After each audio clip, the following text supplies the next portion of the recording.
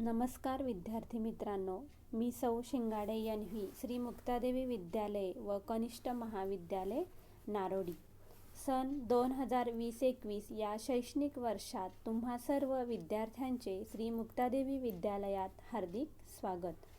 आज आपण इयत्ता 8वी विषय मराठी घटक व्याकरण आणि उपघटक अलंकार व अलंकाराचे प्रकार याविषयी माहिती पाहणार आहोत। परंतु त्यापूर्वी तुम्हाला अलंकार म्हणजे काय हे माहीत असणं गरजेचं आहे। अलंकार या शब्दाचा अर्थ आहे दागिना। एखादी स्त्री सुंदर दिसण्यासाठी वेगवेगळ्या प्रकारचे अलंकार परिधान करत असते। त्याचप्रमाणे भाषेचे सौंदर्य वाढविण्यासाठी देखील भाषेमध्ये वेगवेगळ्या प्रकारचे अलंकार आहेत आणि त्या अलंकाराची माहिती आज आपण पाहणार आहोत। अलंकाराचे दोन मुख्य प्रकार आहेत।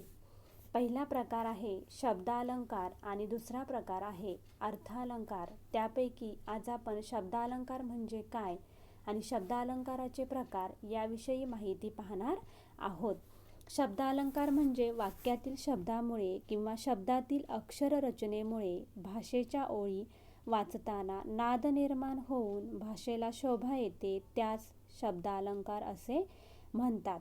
या शब्दालंकारामध्ये अर्थाला महत्त्व न देता शब्दांना महत्त्व देण्यात आलेलं असतं आणि म्हणूनच याला शब्दालंकार असं म्हणतात।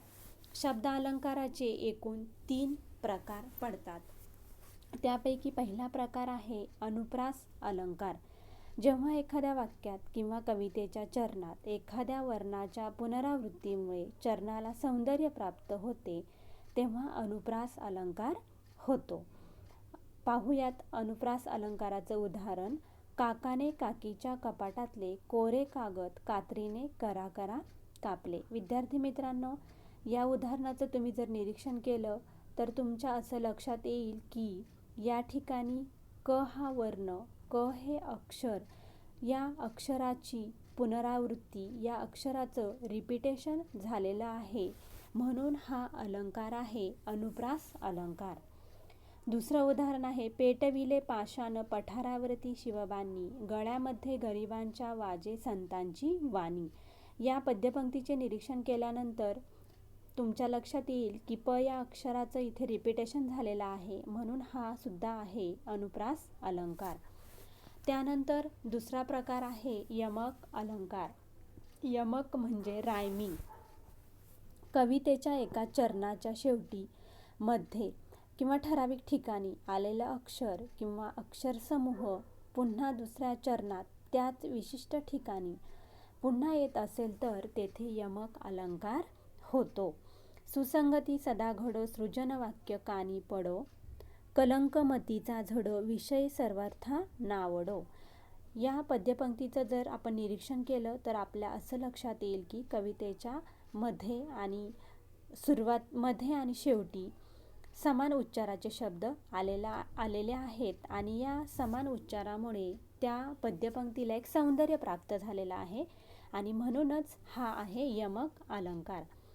त्यानंतर पुढचा प्रकार आहे श्लेष अलंकार। श्लेष अलंकार म्हणजे काय? जेव्हा एकच शब्द वाक्यात किंवा कवितेच्या चरणात 2 भिन्न अर्थाने वापरला जातो तेव्हा तेथे श्लेष अलंकार होतो। भिन्न अर्थाने म्हणजे काय? तर वेगळ्या अर्थाने वापरला जाणं।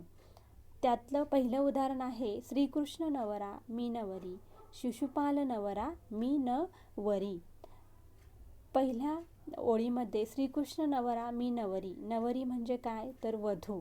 जर श्रीकृष्ण नवरा असेल तर मी वधू होणार आहे। शिशुपाल नवरा मी नवरी, इथे असं म्हणलेलं आहे की जर शिशुपाल नवरा असेल तर मी वरणार नाही, म्हणजे या ठिकाणी मी नवरी असणार नाही, हे रुक्मिणीचे बोल आहेत। दुसरं उदाहरण आहे मित्राच्या उदयाने कोणास आनंद होत नाही। या ठिकाणी मित्र हा शब्द 2 अर्थांनी वापरलेला आहे। त्यापैकी त्याचा पहिला अर्थ आहे मित्र म्हणजे सखा सोबती आणि दुसरा अर्थ आहे मित्र म्हणजे सूर्य। म्हणजे इथे एकाच अर्थाने 2 शब्द ज्या ठिकाणी वापरलेले आहेत तेव्हा तिथे कोणता अलंकार होतो तर श्लेष अलंकार होतो। त्यानंतर खाली काही मी अलंकाराची उदाहरणं लिहिलेली आहेत. त्यामध्ये आपल्याला ओळखायचे की अलंकाराचे हे कोणते प्रकार आहेत. पहिलं उदाहरण आहे, मना सज्जना भक्ती पंथेची जावे, तरी श्रीहरी पाविजे तो स्वभावे. या चरणाचं जर आपण निरीक्षण केलं तर आपल्या असं लक्षात येतं की या चरणाच्या शेवटी जे शब्द आलेले आहेत ते समान उच्चाराचे आहेत. म्हणजे साहजिकच इथे जो अलंकार आहे तो यमक अलंकार आहे. त्यानंतर पुढचं उदाहरण पाहूयात. हे मेघा तू सर्वांना जीवन देतो. या वाक्यामध्ये जीवन या शब्दाचा अर्थ आहे पाणी आणि दुसरा अर्थ आहे जीवन म्हणजे आयुष्य. म्हणजे जीवन हा शब्द या ठिकाणी दोन अर्थांनी वापरलेला आहे. म्हणजे साहजिकच या ठिकाणी असणारा जो अलंकाराचा प्रकार आहे तो आहे श्लेष अलंकार.